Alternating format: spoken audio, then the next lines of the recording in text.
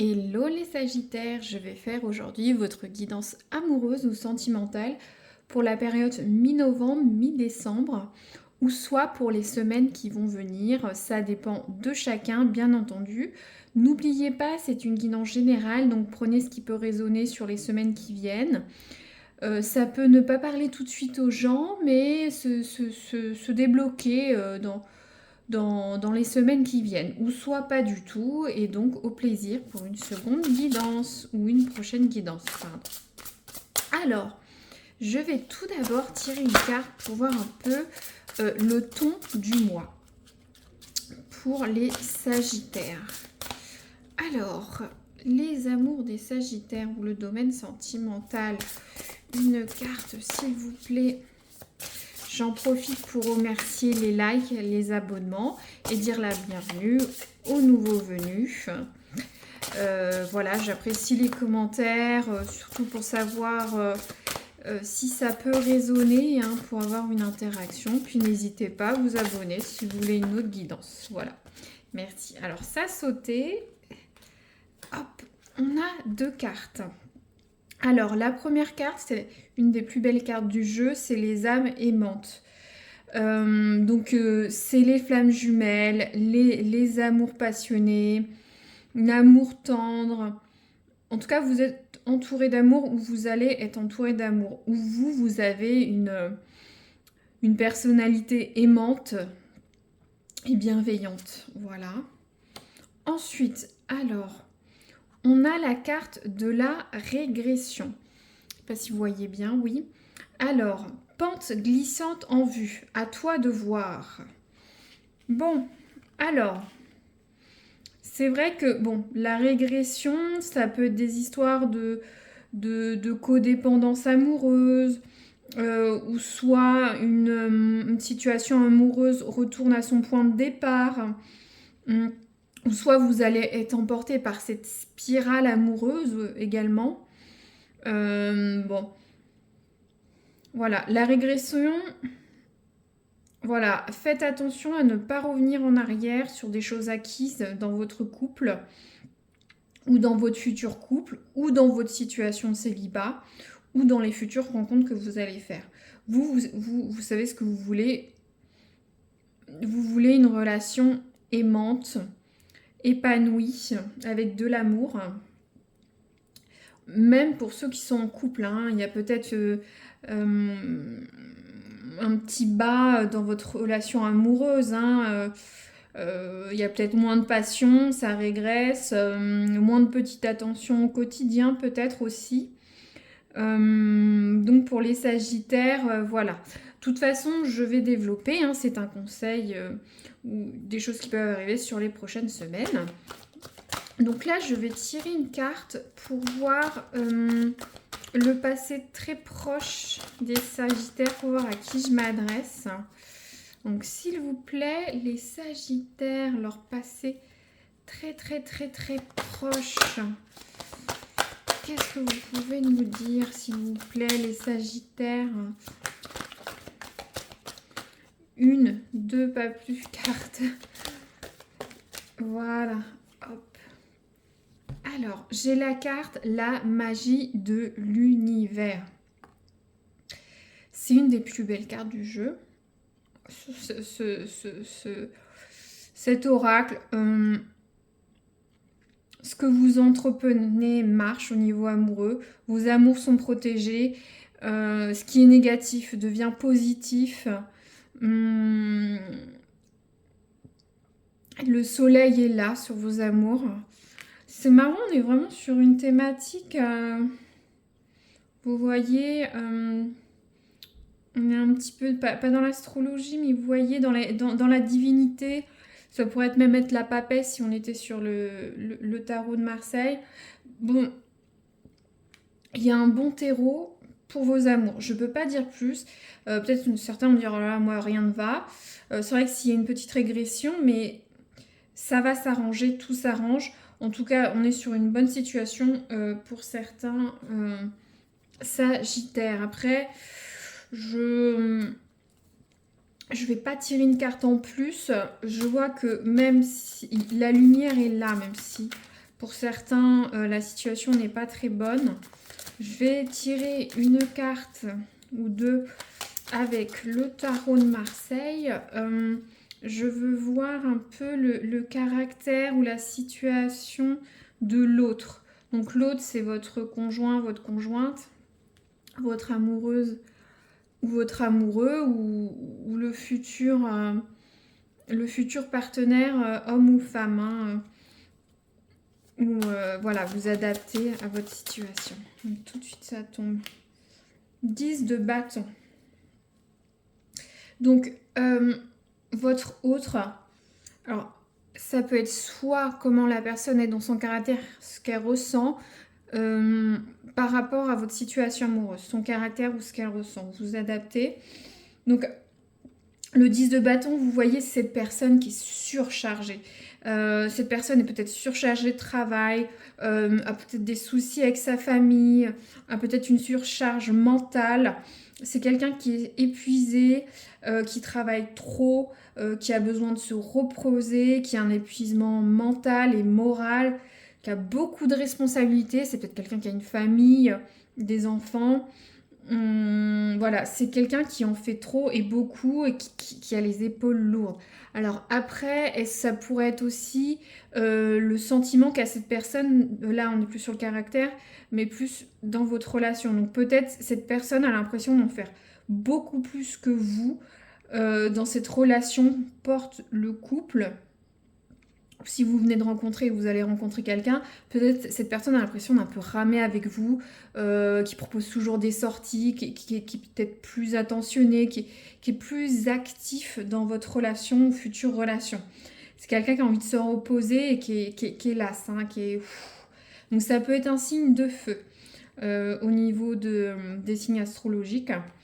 Ou pas, mais c'est le bâton, donc c'est le feu. Alors, je vais tirer une autre carte. Bon, c'est quelqu'un qui est un peu épuisé. Ça va un petit peu avec la carte de la régression. Est-ce que cette spirale, cette personne se sent fatiguée de votre relation, non plus dans le fait que cette personne en fait plus que vous, hein, dans ce sens-là. Ou soit peut-être, s'il y a un certain épuisement, est-ce que votre relation est très intense? Il y a peut-être beaucoup de magie hein, quand on voit cette lumière et ce cœur, mais ça fatigue, ça peut fatiguer tout simplement énergétiquement la personne. Hein. Donc peut-être avoir une carte d'équilibre, je ne sais pas. Alors, ensuite, on a la reine de denier. Bon, c'est vrai qu'en général, ça représente une figure féminine maternelle, mais ça peut être le pile ou face homme-femme, hein, les deux vont ensemble. Donc cette personne, c'est la reine de denier, ça peut être un petit peu la fertilité, la féminité, la séduction, la générosité, la personne attentionnée. Donc c'est quelqu'un qui est généreux, qui est capable, qui est attentionné dans votre couple ou dans sa vie. C'est quelqu'un qui prospère, c'est une personne indépendante, hein, c'est quand même la reine de denier, le denier de l'argent. Donc c'est quelqu'un de capable, qui fait fructifier son argent, qui est posé, qui est établi. Peut-être justement ces personnes en fait un peu trop, hein, parce que je ne sais pas, peut-être cette personne a beaucoup de responsabilités au niveau professionnel. C'est vrai que c'est la carte de l'abondance, mais cette personne est peut-être fatiguée. Après, ça peut s'extrapoler aussi, bien entendu, c'est l'autre vis-à-vis de vous, de votre relation. Donc c'est quelqu'un qui donne, qui donnera, qui est généreux, qui est sensuel, qui essaye de construire quelque chose, mais cette personne semble fatiguée, surchargée, fatiguée dans votre relation. Je sens de l'épuisement, je ressens de l'épuisement de la gorge, je me sens aspirée, fatiguée, donc j'ai l'impression que cette personne donne beaucoup dans votre relation, mais elle est fatiguée. Voilà. Je vais continuer avec le tarot, l'oracle, pour voir le futur des Sagittaires. Hop, ça saute tout seul. Ah, c'est ça.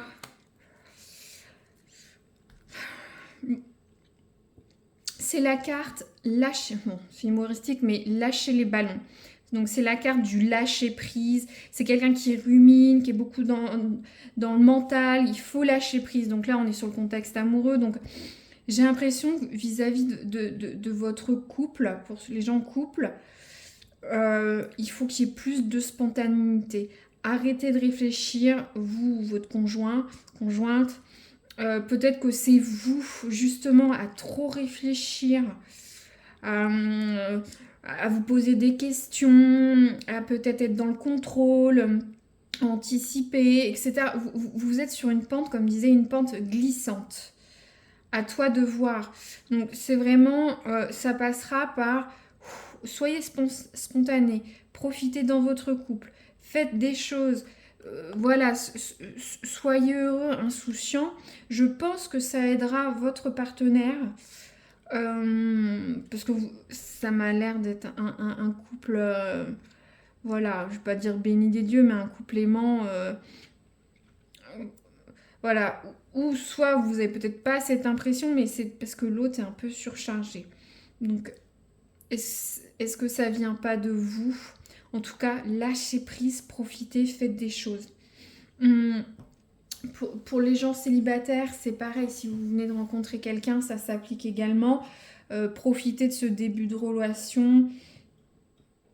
Vous faites des choses pour l'autre. Organisez des choses, des amusements, des soirées, des fêtes, des voyages. Hein, c'est ça, c'est profiter de la vie, lâcher les ballons. Peut-être qu'il y a des choses... c'est vrai que l'autre en face n'a l'air peut-être pas... est là, mais pas tout à fait. C'est peut-être pas de votre sort. Si vous venez de rencontrer la personne, vous ne savez pas tout. Cette personne a peut-être des soucis au travail, comme je vous disais, des charges familiales ou financières ou quoi que ce soit. La personne est pour le moment épuisée, a de lourdes responsabilités, donc c'est quand même une bonne personne. Il y a la carte de la reine de denier, mais lâcher prise, qui est plus de spontanéité, de légèreté, c'était le mot que je cherchais dans cette relation.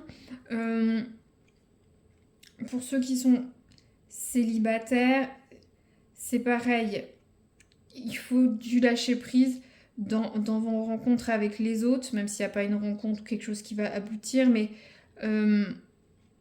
retrouvez-vous, soyez léger dans votre séduction, ne vous prenez pas la tête, sinon vous allez régresser. D'accord.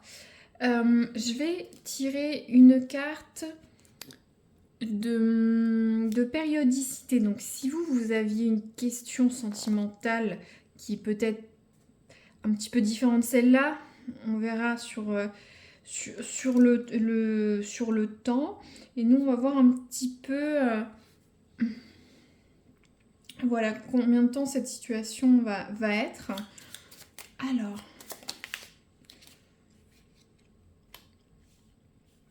« 7 mois. Bon. Alors, je vous laisse voir. Il y a un cycle. Je vais tirer une deuxième carte si certains ont autre chose. On a la carte « L'occasion s'est déjà présentée ». Bon, voyez comment ça peut parler. Pour certains, il va y avoir un cycle amoureux de 7 mois. Peut-être vous allez faire une rencontre ou un développement amoureux d'ici 7 mois. Ça paraît long, mais si c'est ce qui est tiré, doit être tiré. Ou peut-être vous êtes avec cette personne depuis 7 mois, si vous êtes en couple par exemple. Il y a peut-être une échéance sur quelque chose, que sais-je. Et pour d'autres, ça c'était une deuxième temporalité, l'occasion s'est déjà présentée. Alors, c'est peut-être pour ça cette histoire de régression. Vous n'avez peut-être pas pris l'opportunité au moment où il fallait. Voilà. Je vais peut-être tirer une autre carte sur lâcher les ballons, peut-être. Ou régression.